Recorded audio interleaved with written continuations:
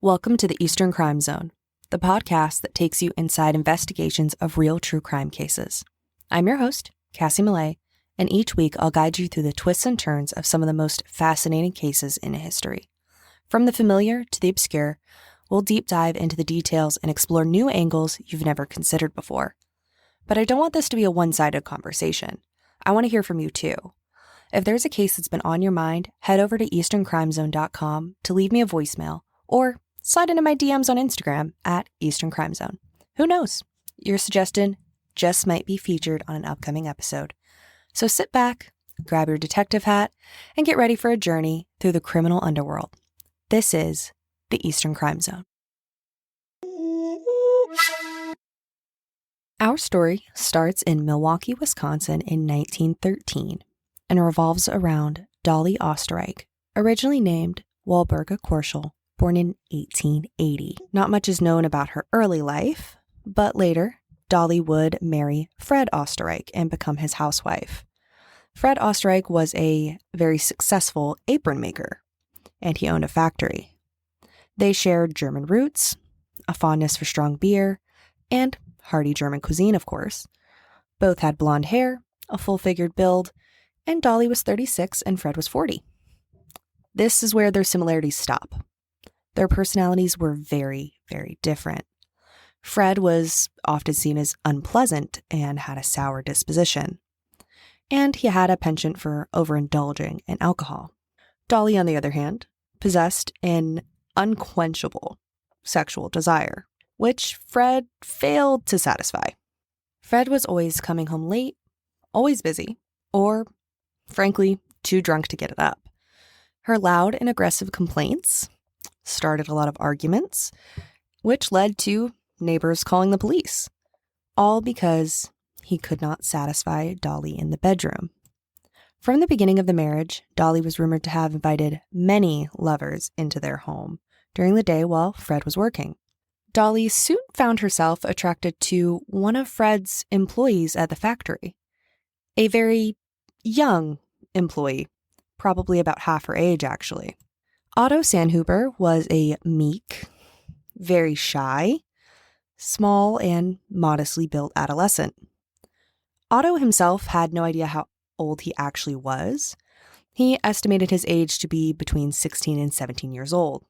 There are conflicting stories about his origins. Later, at a testimony at his trial, it would be stated he was born as Otto Ware and adopted into the Sandhuber family.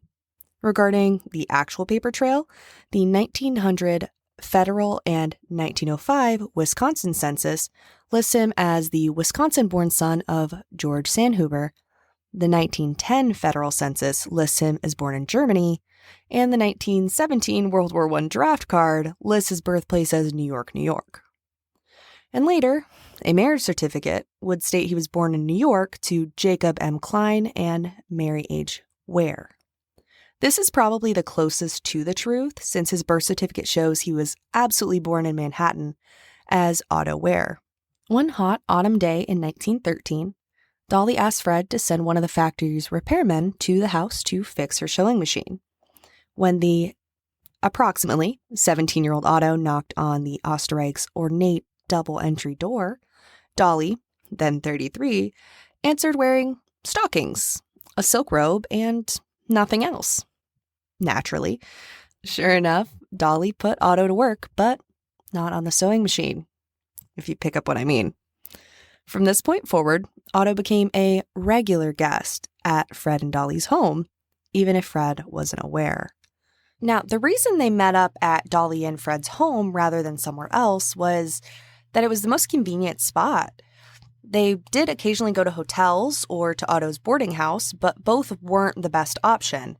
The boarding house wasn't very comfortable and not very private, especially for a married woman, and hotels were rather expensive for Dolly, who did not have her own money and had to ask her husband for money and explain where it was going. and Otto didn't make very much working at the apron factory, just enough to sustain his life. But after a while of meeting up at Dolly and Fred's home, it was becoming very clear this couldn't keep happening. Neighbors were starting to talk. And one neighbor actually told Fred what his wife was up to when he was at work. And obviously Fred confronted Dolly, and in response, she said everything was a lie, and he must have believed her. So Fred let it go, at least for now. And Dolly needed to come up with a solution of what to do so that she could keep seeing Otto. It wasn't a question to her whether she was going to or not. She absolutely was. She felt like he was a necessity in her life at this point. So Dolly came up with the completely reasonable solution to move her lover into her home's attic. A compact hideaway was located in the attic, conveniently situated right above the master bedroom. It could only be entered via a small trapdoor in the ceiling. Dolly decorated it with a cot, a table, a chair, and a few other household items. And she told Otto to just quit his job at the apron factory. And for some reason, he actually agreed. And one day when Fred was safely out of the way, she installed her lover in his new apartment right above her marital bed. Now, don't get me wrong, Otto did not mind. He had no family to speak of, and as the LA Times reported in 1930, he said he grew to love Dolly as a boy loves his mother. Years later, he added, Dolly was the first person in his life to give him love and affection, which is sad, but the mother comment is deeply creepy. When Fred was away, Otto would come down and attend to the housework. He took great pride in his talent for washing floors, preparing food, and doing laundry. And of course, he took care of Dolly's sexual needs as well. Dolly brought Otto books from the library in return to help him bide his time, which oddly led to a writing career. Otto began penning articles and stories, several of which Dolly had published for him under a pen name in pulp magazines. Now, if you don't know, pulp fiction magazines were the descendants of the 19th century penny dreadful. For 10 cents, readers could satisfy their curiosities with tales of sex, murder, addiction, and madness. Pulps like Argosy were famous for cover art featuring half-dressed damsels in distress awaiting a rescue hero. Maybe when Dolly answered her front door in her flimsy silk robe, Otto saw an opportunity to live his art in real life. Dolly put a padlock on the door to the attic and carried the key herself so that Fred would not be able to just slip up there when she wasn't looking. Her husband asked about the padlock once, and she replied, I want to keep my furs in a safe place. And I guess Fred bought that too. There was one distinct advantage to this arrangement. Well, there were probably several, but this one was a big one. Otto was now living directly above his lover and her husband. Their bedroom, to be exact. He needed to be extra careful when he moved around, unless he wanted to be accidentally discovered by Fred. The position of the attic meant that Otto could also hear the sounds of the woman he adored making love with her husband. After one night of marital passion, jealous Otto confronted Dolly. She reminded him that she couldn't leave her husband. She had no skills and no funds of her own. So she had to stay married, and that meant that she would occasionally have to have sex with Fred.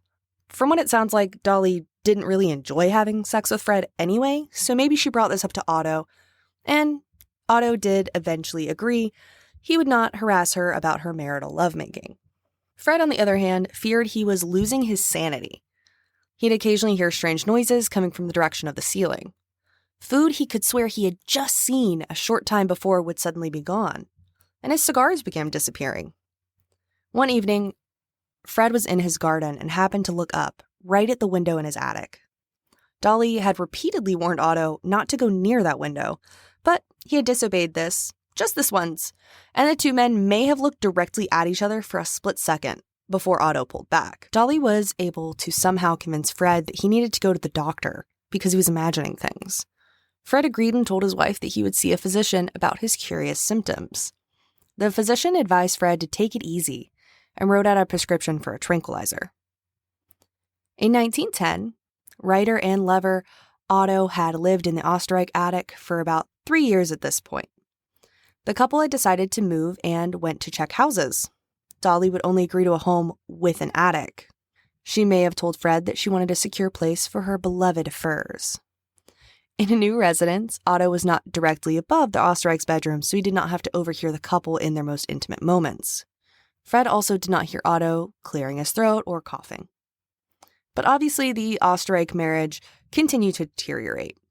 Fred was drinking all the time, and he was silent and depressed or loud and argumentative.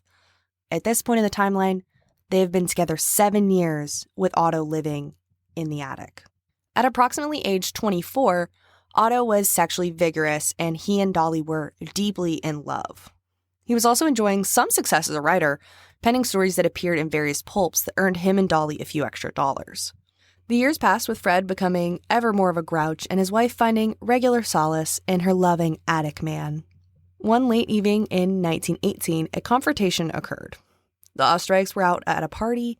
Fred and Dolly got into an argument, as usual, and Fred went home in a huff, leaving his wife behind. The aging factory owner strolled into his kitchen to find a short, slim, very pale, and probably vitamin D deficient 32-year-old man seated at the table, enjoying a nice leg of lamb. Little suspecting that he was dealing with an occupant of his own home, who had been living there most of his life, Fred Osterreich tossed the much smaller man onto the street. And when Dolly came home from that party, her husband related the strange story of a man eating in their kitchen. And Fred had definitely not been imagining things after all. Otto had spent an uncomfortable night sleeping out in the open. After his unceremonious expulsion, Otto met up with Dolly, and they talked. A lot. And Dolly advised Otto to move to Los Angeles, and she would try to join him at a later time. He would do this with his money from writing those pulp fiction magazines. Is this the end of their affair? Of course not. He agreed and moved to LA. The two communicated through the post office box that had already been set up for sending and receiving Otto's literary efforts. And Otto got a job as a porter in an apartment complex. He didn't really care for Los Angeles. After spending so many years of his life in an attic, coming out only when Fred was gone or at night after he had gone to bed, the sunshine struck him with an unpleasant harshness. In the meantime, Dolly was working on her husband, telling him that they should move to LA. He was eventually convinced. I get the idea that Dolly was a very convincing sort of woman. She's able to talk all these men into doing whatever she wants, so I'm wondering what her trick is and if she maybe wrote it down for me somewhere. The couple stayed in LA at a hotel while they looked for a house to buy. It wasn't really easy for the couple to find one that was acceptable to Dolly because few California homes at this time had attics. While the Osterreichs looked for a home, Dolly and Otto would meet up in various cheap hotels for hookups. Eventually, Dolly found a large, nice home with an attic on North Street, Andrews Place, in an affluent area. Of course, Otto moved into the attic. Later, he would say he was willing to live cooped up in the attic in order to be near the only person in the entire world who cared whether he lived or died. He resumed his life of making love to Dolly and doing the housework during the day. And since it was Prohibition, the couple also made bathtub gin. At nights, he continued to read and write short stories that she would type up and send off to publishers. On August 22nd, 1922, their arrangement went south. Fast. That evening, Dolly and Fred got into another heated argument. During this argument, Otto heard a thump. And of course, he heard most of the argument, and when he heard this thump, he assumed that Fred was getting physical with Dolly. And this scared Otto to death, and he wanted to help the woman he loved, so he grabbed 2 .25 caliber handguns and rushed down the stairs. Now, that is Otto's version of events. Let's be clear that Fred Osterreich has never been able to tell his version of the next events, so take everything I say with just a little bit of salt. According to the stories told by both Dolly and Otto, Fred recognized Otto as the culprit he had found in his home before, leisurely helping himself to that generous leg of lamb. Flying into a rage, Fred tackled Otto, grabbing for the guns, then putting his hands around Otto's neck. One or both of the guns went off, and Otto pulled the trigger again and again, shooting Fred a total of 3 times. Otto believed they could make it appear that burglars had intruded into the family home and murdered Fred. For once, he gave the orders, and Dolly complied. Dolly and Otto then staged the scene to look like a robbery gone wrong, with Otto locking Dolly in a closet before once again hiding himself away in the attic. Police arrived on site shortly thereafter, thanks to a call from the neighbors who heard the gunshots. Figuring there was no way Dolly could have locked herself into that closet, the detectives bought her story hook, line, and sinker. Dolly inherited Fred's substantial assets and subsequently moved to a new house. Yes, this one also had an attic, and yes, Otto once again came along. Despite the fact that Fred was now out of the picture and Otto had no reason to hide anymore, he continued to live in Dolly's attic, and the two continued on exactly as before. The loss of Fred apparently left a hole in Dolly's life, however, and she started seeing two other men. Her estate attorney, Herman Shapiro, who is important, and a businessman named Roy H. Klum. At this time, things began to go awry. For reasons unknown, Dolly gifted Herman with Fred's diamond watch, which was supposed to have been stolen during the robbery she and Otto had set up. Herman recognized it immediately, but Dolly explained the situation away, stating that she found the watch underneath a seat cushion after the crime had taken place. Around that time, she asked Roy to discard of one of her rifles, saying it looked like the weapon that killed Fred, and she didn't want police to come across it and suspect her of the murder. Roy, who was obviously a few eggs short of a dozen, obliged her request and tossed the gun into the La Brea tar pits. Dolly then asked a neighbor, who was obviously also missing a few eggs, to get rid of the second rifle, and he obliged as well, burying it in his backyard. Roy didn't take it lightly when Dolly later broke up with him, and went straight to the police to tell them about the gun he had disposed of. Detectives wound up uncovering it on July 12, 1923, almost a year after the murder, and Dolly was arrested. When her neighbor read about the arrest and the other rifle's recovery in the newspaper, he, too, dug up the gun that he had buried and marched it straight down to the station. Though neither weapon produced much evidence due to deterioration, things only got worse for Dolly from here. While she was in jail, she asked Herman, who she was still seeing, to bring food to Otto, who remained squirreled away in the attic. Herman was not thrilled about meeting Otto and learning of his exploits with Dolly and demanded that Otto leave. The attic dweller headed to Canada after this, and amazingly, the charges against Dolly were soon dropped. The story obviously doesn't end there, though.